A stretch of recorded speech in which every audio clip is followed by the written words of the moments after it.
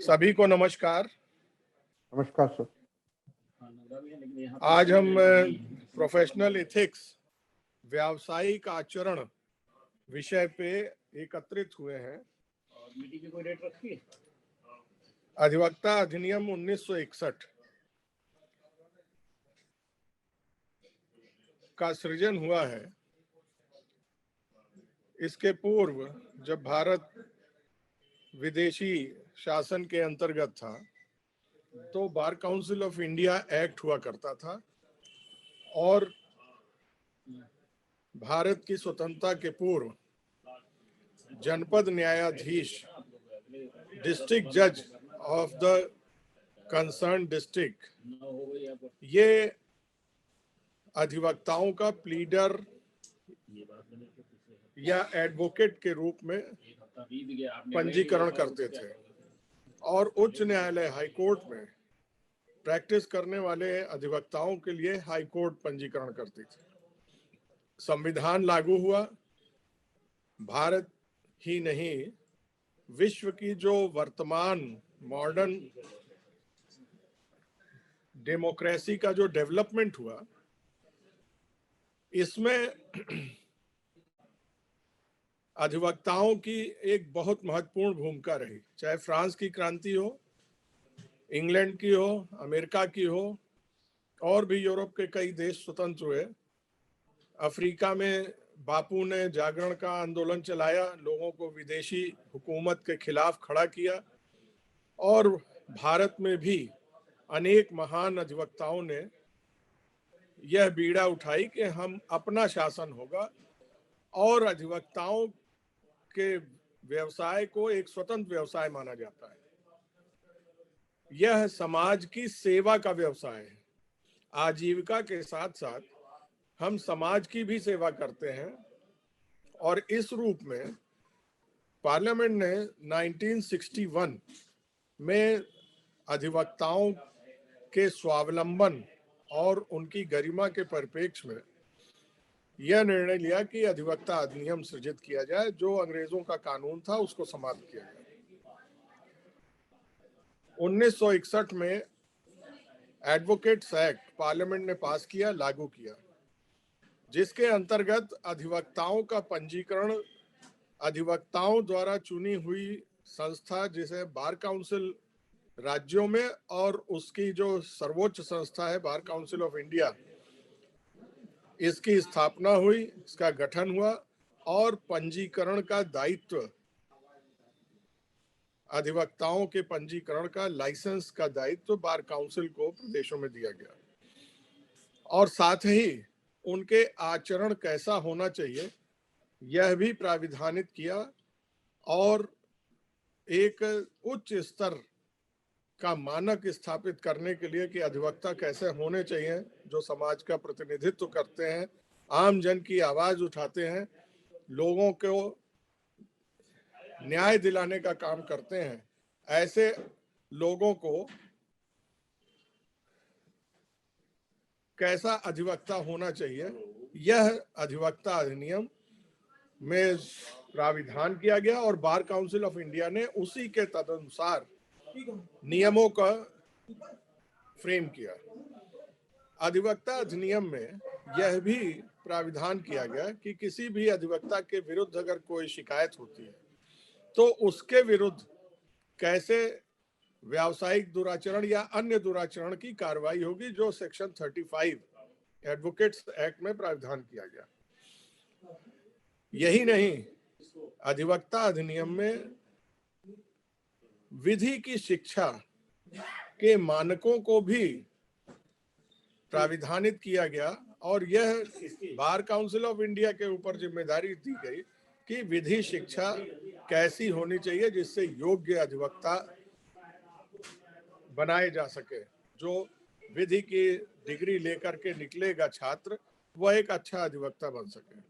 उसके मानक निर्धारित करने के लिए जो अधिवक्ता अधिनियम में दायित्व दिया गया, वह बार काउंसिल ऑफ इंडिया अधिनियम में, एडवोकेट्स अधिनियम में बार काउंसिल ऑफ इंडिया के ऊपर यह दायित्व दिया गया।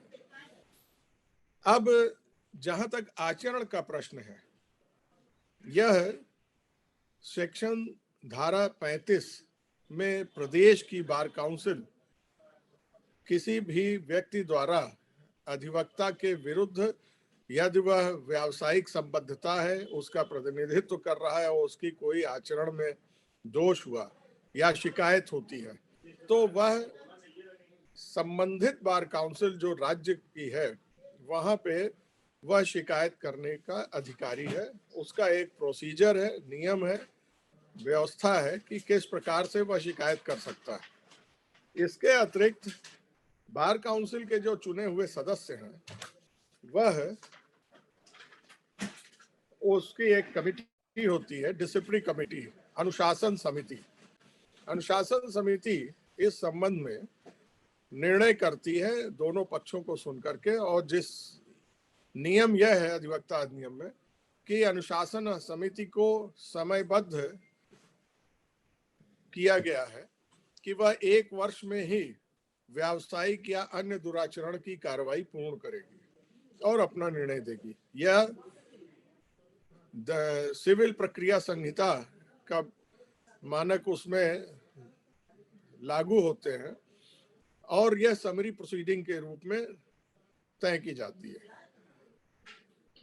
प्रदेश की बार काउंसिल द्वारा अनुशासन समिति में लिए गए निर्णय के विरुद्ध अपील होती है बार काउंसिल ऑफ इंडिया के समक्ष, और जब वहां से फैसला होता है तो उसके विरुद्ध सर्वोच्च न्यायालय में विशेष अनुमति याचिका के माध्यम से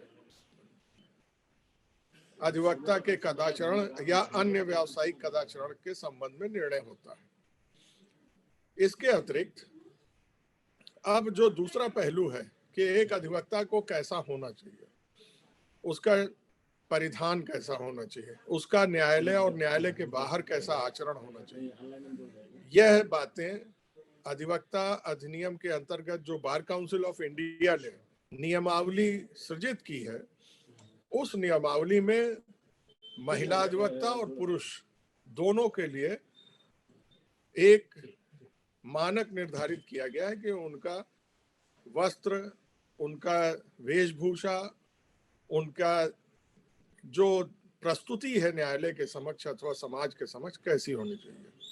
जैसे मैं एक सूक्ष्म उदाहरण दूं कि एक अधिवक्ता असभ्य ढंग से दाढ़ी नहीं रख सकता, यह मनाही है। इसी प्रकार से वह साफ सुथरे ढंग से अपने वेशभूषा का भी ध्यान रखे, और यह कारण यह है कि यह एक अनुशासित वर्ग के रूप में मान्यता प्राप्त वर्ग है, और उम्मीद की जाती है कि एक अधिवक्ता का अगर उच्च आचरण होगा तो वह एक अच्छा संदेश देगा समाज में, और साथ ही न्यायालय के समक्ष भी वह अपनी बात गंभीरता से अनुशासित ढंग से रख सकेगा। इस संबंध में बार काउंसिल ऑफ इंडिया के जो नियम है उसके अनुसार अधिवक्ताओं की वेशभूषा निर्धारित की गई है। यह जरूर है कि वर्तमान समय में एक बड़ी आपदा से दुनिया गुजर रही है, और उसमें उन्होंने बार काउंसिल ऑफ इंडिया ने परिधानों को साफ सफाई के दृष्टिकोण से कुछ नियमों में शिथिल करते हुए कोट और जैकेट पहनने की छूट दी थी, जिससे कि अधिवक्ता कोट रोज धोई नहीं जा सकती, वायरस का बहुत प्रभाव था। ऐसी परिस्थितियों में, आपात परिस्थितियों में जो ड्रेस के नियम है, जो हमारी वेशभूषा के नियम है, उसको शिथिल किया गया। गाउन के पहनने का जो बाध्यता थी वह भी शिथिल की गई। यह प्रक्रिया जो है वर्तमान में आपात स्थिति को देखने के लिए अपनाई गई, अन्यथा जो हमारा ड्रेस है वह यथावत एक अनुशासित वर्ग के रूप में रहता है। ऐसे ही महिला अधिवक्ताओं के लिए भी है कि वह एक गंभीर प्रस्तुति के साथ, जैसे कि पार्टी में सज धज कर कोई जाता है, तो वह ऐसा उनका व्यवहार नहीं होना चाहिए। न्यायालय में सादगी के साथ गंभीरता पूर्वक उनकी भी प्रस्तुति होनी चाहिए, जिससे कि न्यायालय का एक गरिमापूर्ण कार्य संपादित हो सके। यह विषय है। तीसरा जो एडवोकेट्स एक्ट के अंतर्गत बार काउंसिल के दायित्व है वह है लीगल एजुकेशन। लीगल एजुकेशन में बार काउंसिल विभिन्न कोर्सों को विधि के मान्यता देती है और ऐसे इंस्टीट्यूट स्थापित किए जाते हैं जहां विधि के विषय में रिसर्च हो या अन्य जो विधि के छात्र उत्पन्न होते हैं वहां से वह योग्य हो करके, अब चूंकि विस्तृत एक व्यवस्था हो गई है, लॉ फर्म है, जो व्यावसायिक बड़े बड़े विवाद हैं उनको देखने के लिए हमारे योग्य बच्चे जो विश्वविद्यालयों से निकल रहे हैं, विधि के विश्वविद्यालय हैं, हमारे यहाँ 11 नेशनल लॉ यूनिवर्सिटीज हैं, इन्होंने बड़े योग्य अधिवक्ताओं को प्रोड्यूस करने का काम शुरू किया है और बड़ा सफलतापूर्वक विधि के क्षेत्र में, चाहे वह सलाहकार के रूप में हो, एक अधिवक्ता के रूप में हो या किसी लॉ फर्म में विधि के काम कर रहे हैं, ड्राफ्टिंग का काम है, एग्रीमेंट्स के काम है, उसमें हमारे अब नौजवान युवा पीढ़ी बहुत आगे बढ़ चढ़ करके काम कर रही है। लॉ कॉलेजेस की मान्यता जो है बार काउंसिल ऑफ इंडिया देती है और उसके निर्धारित मानक हैं कि किस प्रकार से विधि की शिक्षा को संपादित किया जाएगा,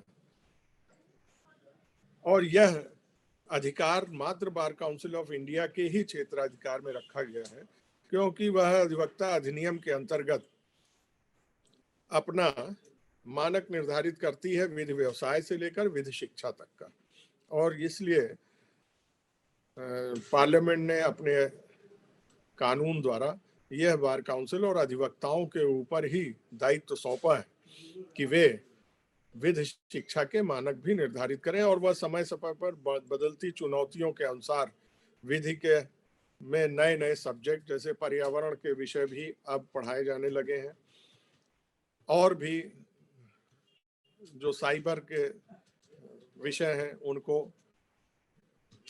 सब्जेक्ट के रूप में इंट्रोड्यूस किया गया है। तो यह बार काउंसिल ऑफ इंडिया और अधिवक्ता अधिनियम के अंतर्गत प्रदेश की बार काउंसिल्स, भारत में जितने भी प्रदेश हैं उनकी बार काउंसिल्स हैं। आसाम में एक ही बार काउंसिल है 7 राज्यों को मिला करके। इसके अतिरिक्त महाराष्ट्र में है, गोवा की मिला करके बार काउंसिल। भारत में सबसे बड़ी अधिवक्ताओं की संख्या उत्तर प्रदेश में है, जिसकी उत्तर प्रदेश बार काउंसिल है और उसका मुख्यालय प्रयागराज में है और एक आंचलिक कार्यालय लखनऊ में है। जो बार काउंसिल ऑफ इंडिया का मुख्यालय है वह दिल्ली में है, नई दिल्ली में, राउज एवेन्यू में, और सभी प्रदेशों की बार काउंसिल में वहां के अधिवक्ता चुनते हैं वहां के सदस्य, और हर बार काउंसिल जैसे उत्तर प्रदेश में 25 सदस्य हैं और महाधिवक्ता उसके पदेन सदस्य होते हैं अधिवक्ता अधिनियम के अंतर्गत। महाधिवक्ता का भूमिका यह है कि वह राज्य सरकार और अधिवक्ताओं के मध्य एक सामंजस्य और समन्वय स्थापित करने का काम करते हैं और उनकी राय इस विषय पे महत्व रखती है। उत्तर प्रदेश में लगभग 4 लाख अधिवक्ता पंजीकृत हैं, जनपद न्यायालयों में, उच्च न्यायालय में और तहसील स्तर तक। यह 4 लाख अधिवक्ता हर प्रत्येक 5 वर्ष में आपस में जो चुनाव की व्यवस्था है उससे 25 अधिवक्ताओं को अपना प्रतिनिधि बार काउंसिल के सदस्य के रूप में निर्वाचित करते हैं, और यह 25 अधिवक्ता जो सदस्य निर्वाचित होकर के बार काउंसिल को गठित करते हैं वह अपना अध्यक्ष और उपाध्यक्ष का चुनाव करते हैं। और यह बार काउंसिल जो अधिवक्ता कल्याण के भी काम करती है, उनके हितों के लिए नियमों का सृजन करती है, और जैसे कि उत्तर प्रदेश में अधिवक्ताओं के ही द्वारा जो योगदान दिया जाता है एक बार में अपने पंजीकरण के समय, उसके द्वारा जो कोष का सृजन होता है वह अधिवक्ताओं के बीमारी की हालत में, उनके दिवंगत होने की अवस्था में उनके आश्रितों को दिया जाता है। उत्तर प्रदेश में बार काउंसिल के माध्यम से एक उत्तर प्रदेश सरकार की भी योजना है, जो किसी भी अधिवक्ता की 70 साल की मृत्यु होती है, 70 साल की आयु तक में अगर मृत्यु होती है तो उसके आश्रितों को 5 लाख रुपए दिए जाते हैं। एक स्वतंत्र योजना है जो उत्तर प्रदेश सरकार की ही है कि अधिवक्ता कल्याण निधि न्यासी समिति। यह एक कोष निर्मित किया गया है उत्तर प्रदेश सरकार द्वारा, बहुत वर्षों से चल रहा है। इसमें 5,000 रुपए का योगदान करके इस योजना का सदस्य बना जा सकता है और इस योजना की परिपक्वता वर्ष है 25 वर्ष बाद 1.25 लाख रुपए उस अधिवक्ता को देय होगा। लेकिन अगर किसी के बीच में मृत्यु होती है तो उसका जो अंश बनता है उसके अनुसार उसके आश्रितों को दिया जाता है।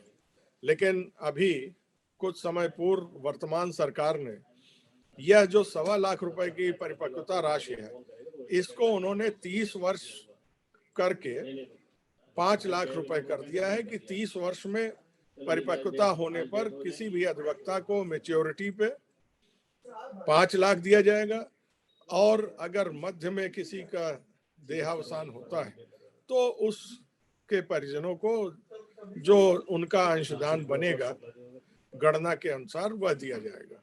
यह उत्तर प्रदेश सरकार की एक स्कीम है।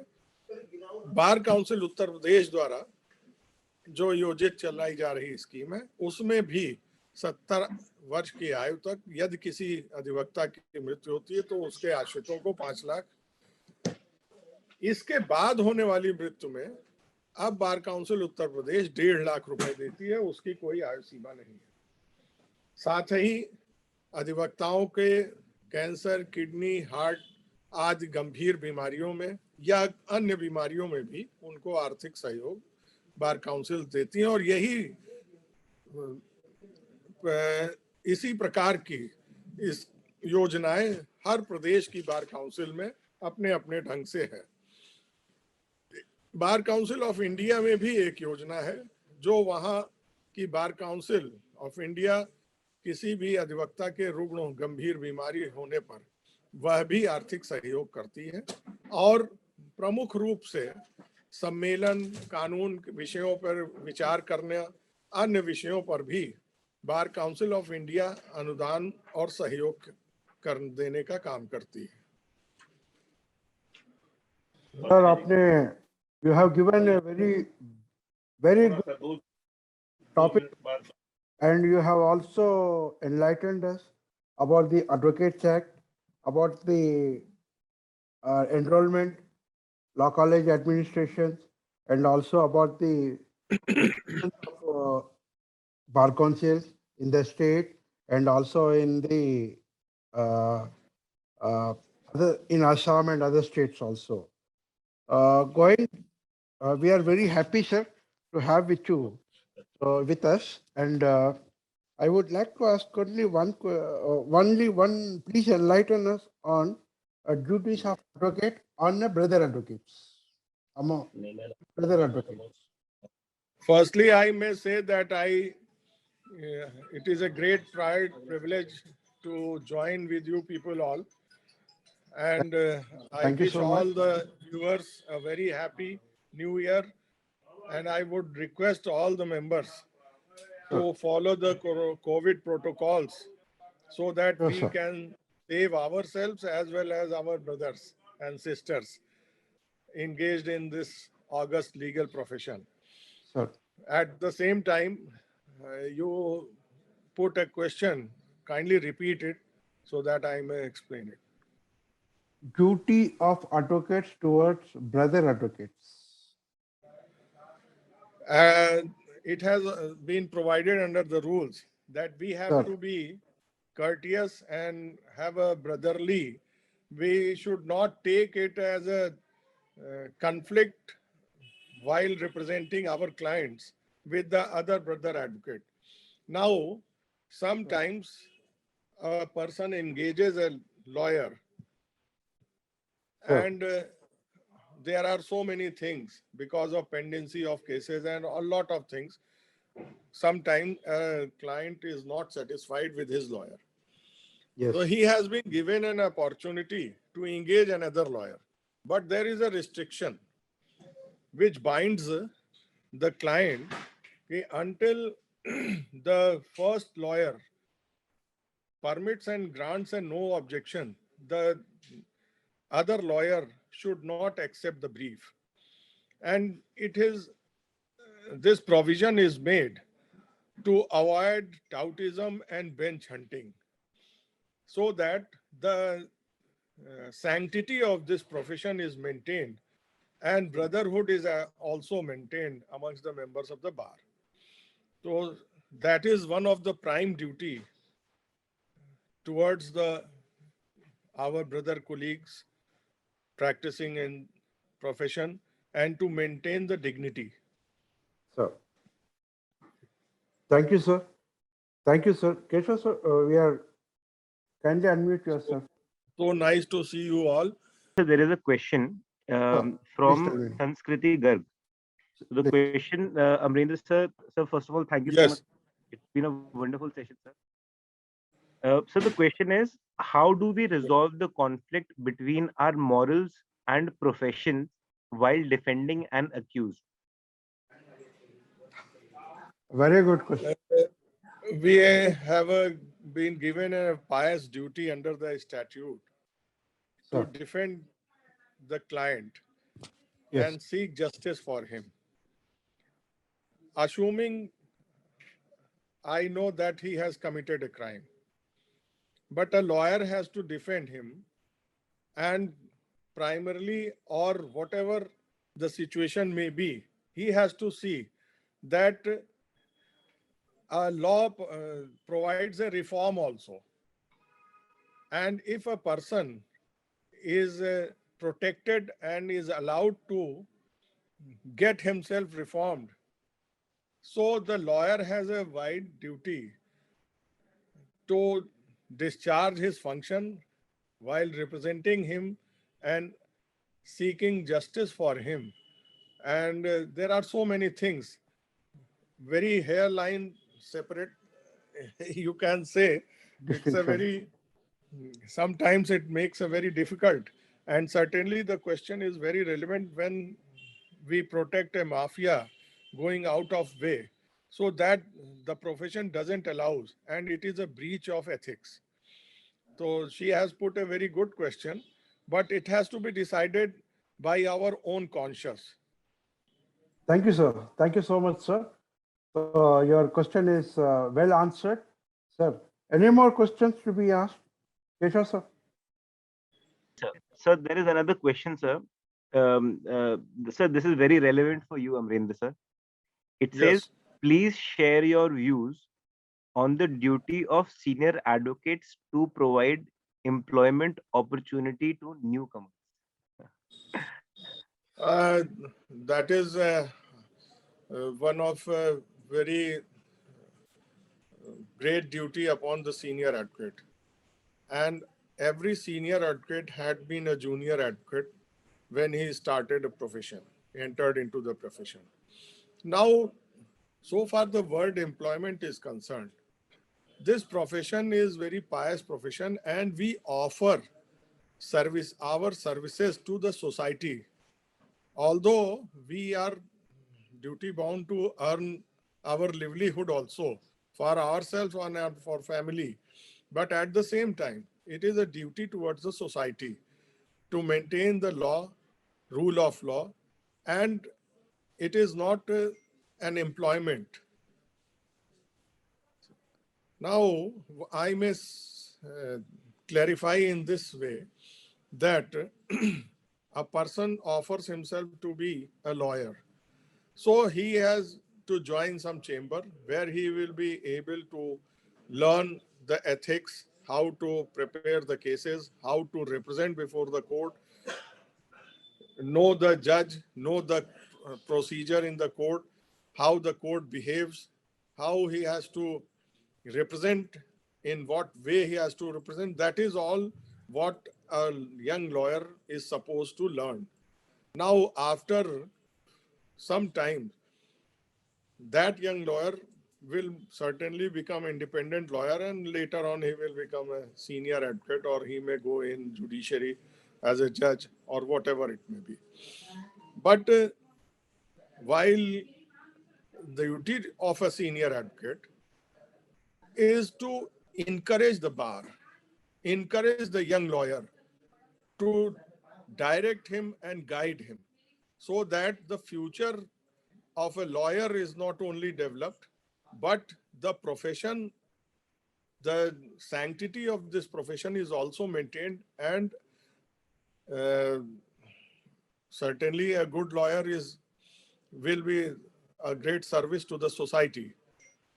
So it is the prime duty of the senior advocates to encourage the young lawyer, to guide him, and to also provide him some of the monetary benefits so that he may have interest in the profession.